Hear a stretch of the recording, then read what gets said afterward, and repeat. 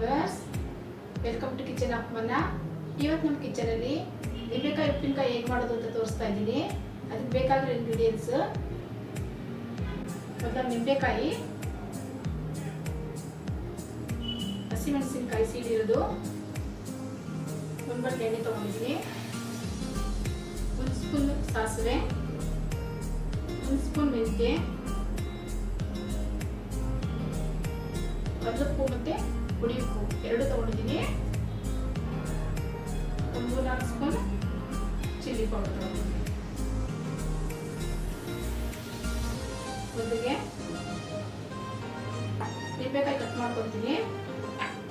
ಆಮೇಲೆ ಮೆಂತ್ಯ ಮತ್ತು ಸಾಸಿವೆನ ಲೈಟಾಗಿ ಹುರಿದು ಪುಡಿ ಮಾಡ್ಕೋಬೇಕು.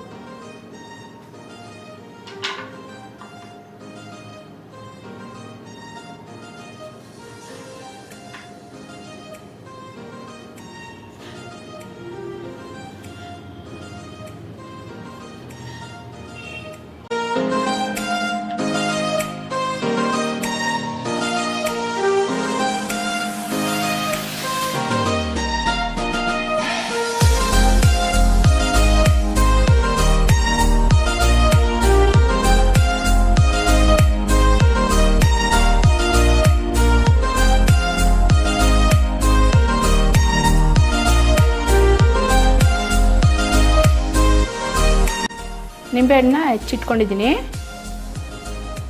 ಮಳ್ಳಿಗೆ ಸಾಸಿವೆ ಮತ್ತು ಮೆಂತ್ಯ ಹಾಕೊಂಡು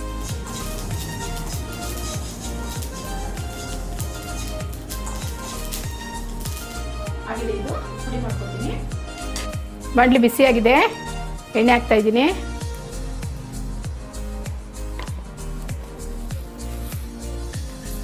ಸಾಸಿವೆ,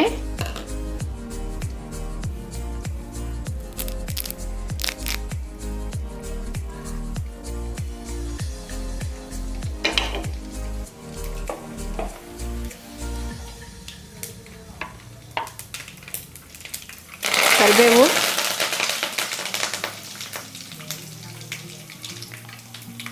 ಹಸಿಮೆಣಸಿನಕಾಯಿ,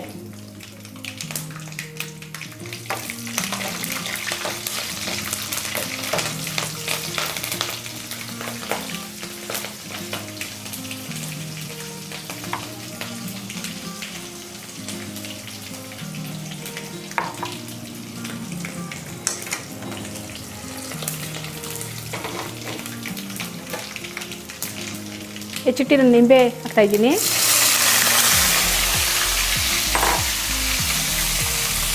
ಕಲ್ಲುಪ್ಪು ಮತ್ತು ಉಪ್ಪಿನ ಪುಡಿ ಹಾಕ್ತಾ ಇದ್ದೀನಿ. ಚಿಲ್ಲಿ ಪೌಡರ್ ಹಾಕ್ತಾ ಇದ್ದೀನಿ. ಮೆಂತ್ಯ ಮತ್ತು ಸಾಸಿವೆ ಪುಡಿ ಮಾಡಿ ಇಟ್ಕೊಂಡಿದ್ದೀನಿ, ಅದನ್ನು ಹಾಕ್ತಾ ಇದ್ದೀನಿ.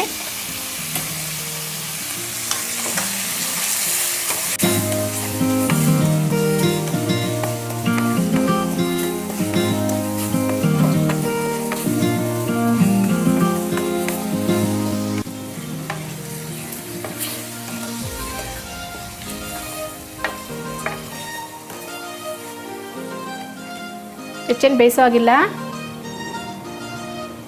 ಸ್ವಲ್ಪ ಬಿಸಿ ಆದರೆ ಸಾಕು.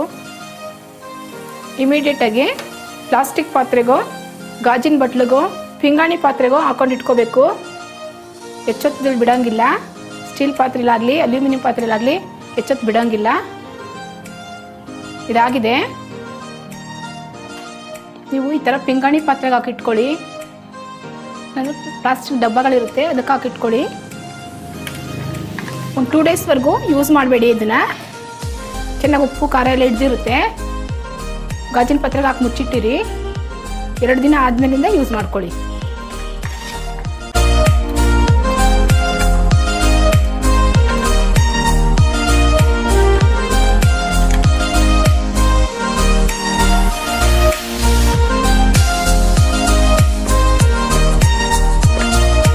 ನಿಂಬೆ ಉಪ್ಪಿನಕಾಯಿ ರೆಡಿಯಾಗಿದೆ.